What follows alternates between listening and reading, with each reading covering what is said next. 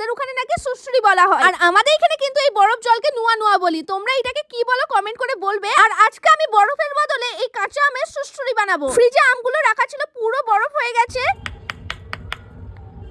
তোমরা আওয়াজগুলো শুনেই বুঝতে পারছো কতটা শক্ত হয়ে বরফ হয়ে গেছে। এই কাঁচা আমের এই সুসুরি বানানোর রেসিপিটা কিন্তু আমি একটা ইনস্টাগ্রাম ভিডিও থেকেই দেখেছি। আর তোমরা কাঁচা আমের বদলে আঙুরও ব্যবহার করতে পারো। আঙুরটা এইভাবে বরফ বানিয়ে নিতে হবে আমের মতন। আমি আমটাকে না ভালোভাবে ছিলে নিয়েছি আর ভেতরে খুশিটাকে ফেলে দিয়েছি। এবার ব্লেন্ডার নিয়ে ভালো করে ব্লেন্ড করে দেবো। তার আগে আমি একটু লবণ, লঙ্কা আর জিরে দিয়ে দিয়েছি। লঙ্কাটা না দিলেও চলতো, কিন্তু আমার একটু ঝাল ঝাল লাগবে তাই একটু লঙ্কা দিয়েছি। তারপর ভালোভাবে ব্লেন্ড করে নিয়েছি। আমার পরে খিদে পেয়ে গেছে তাই পেছনে ছুটোছুটি করছিল ভাত খাবে বলে, ওকে ভাত দিয়ে তারপর আমি চলে এসেছি ব্লেন্ড করা আমটাকে নিয়ে। ঠান্ডা ঠান্ডা টক টক অনেক খেতে ভালো লাগছিল। আমি ওপর থেকে একটু বিট লবণ দিয়ে দিয়েছি, আর খেতে না দারুণ লাগছিল। তোমরা যদি নরমাল আম ব্যবহার করো তাহলে একটা না চাটনি টাইপের হয়ে যাবে, কিন্তু বরফ করে ব্যবহার করলে না এটা ঠান্ডা ঠান্ডা বরফ কুচো কুচো লাগবে, যেটা খেতে একদম আলাদা লাগবে। পুরো একদম সুসুরি মানে নুয়া নুয়ার মতন লাগবে, বরফ জলের মতন। আমার বরকে তো আমি খাওয়াতে গেলে মতো খেতেই চাইছিল না, ও একদম খেতে চায় না, কিন্তু আমি জোর করে ওকে খাওয়াতে যাচ্ছি। দেখো নাটক করছে, বলছে ভালো হয়েছে। ভালো তো এমনি হয়েই ছিল, কিন্তু আমার বর আবার এটা ওটা খেতে চায় না। ও এখন ভাত খাবে তাই জন্য খেতে চাইছিল না। আমার তো প্রচন্ড ভালো লেগেছে, তোমরাও একবার বাড়িতে ট্রাই করতে পারো।